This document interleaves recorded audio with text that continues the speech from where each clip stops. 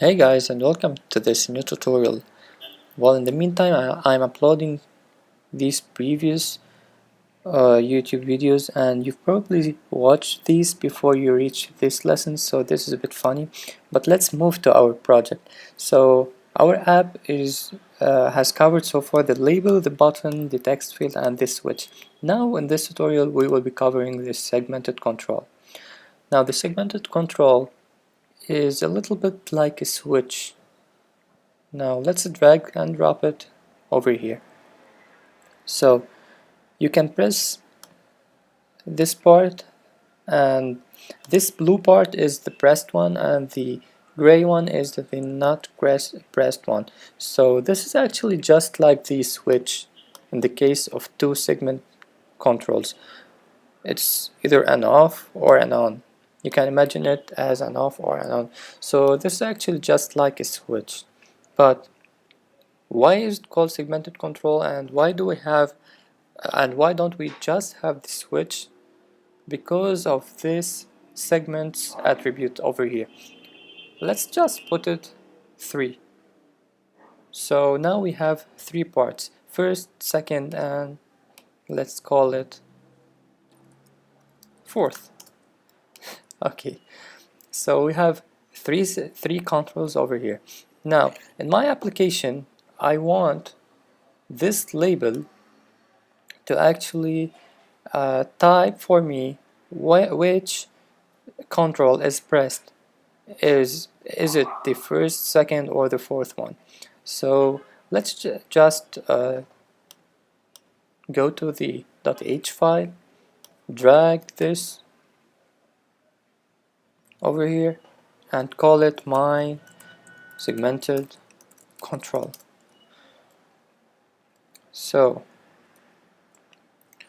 we have my segmented control, and go to .h file, .m file, sorry. Now just for the sake of neatness and arranging stuff, I want you to arrange your modified or your created methods, these hide label and button pressed, and just cut and paste them and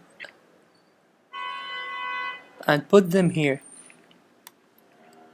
at the top, just to know that these are the user or the programmer created methods. So I want this segment control to reflect its chosen control on this label. Remember what we've done in the switch in the last lesson? We control dragged this button. No. Yeah, we control drag it, and the event was called value changed. So whenever the value is changed, the method will be executed. The same thing will occur here. So control drag it, and of course value changed. So whenever another control is pressed, this method will be triggered, and call it segmented changed or control changed.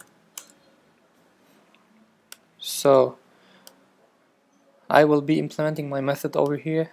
How do I know which one is pressed? Now since I declared my segmented control in my .h file, so I can use its attributes, and one of its attributes is to tell which of the controls is pressed. So to do this, simply type the name of this control segment or segmented control, it's over here, my segmented control dot, the attribute is called selected segment index. So this will return an integer, and this integer will be a 0, a 1, or a 2. So if the first one is pressed, the return value will be a 0. If the second was pressed, the value returned will be 1, and so on. So my segmented control dot selected segment will be the one pressed. So I will be using if statements. If my segmented control dot segment index equals to 0, which means that if the first is pressed or is chosen, I want my label dot text to show first, and I'll be copying this because I'm too lazy to type it and pasting it twice.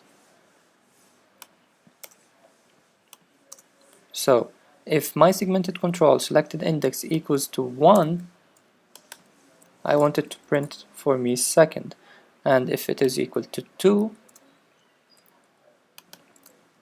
I want to type fourth.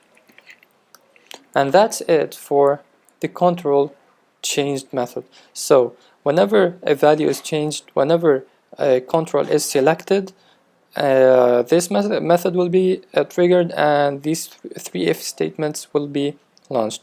Now instead of doing this, we can use the else if and then an else for at the end. So let's just do it. I think it's better, since we are programmers and we will be using, and we have to use the minimum code available. So this will be better for the processor. And if, else if, and else for the rest of the conditions. So let's just stop talking and run our application. Now our application should view this, should show this segmented control, and whenever I click on another control that is not already clicked, the label should show a text. It must show a frame. And of course it's taking time. Okay, so 3, 2, 1. Okay, so first of all, let's just press this second one, and as you can see, second is shown on the label.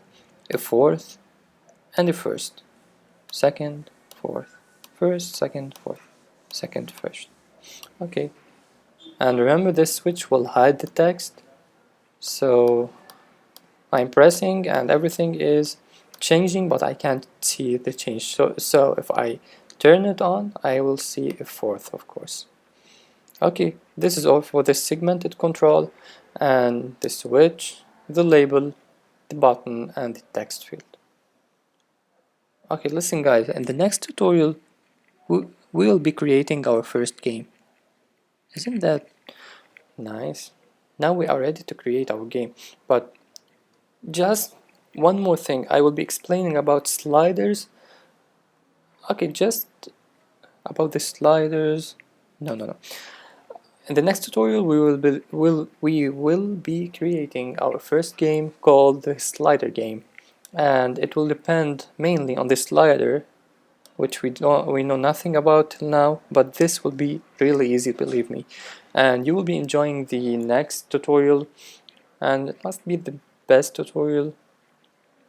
So stay tuned and watch my next tutorial. This will be a real game, not a simple and useless application. So see you then. Bye bye.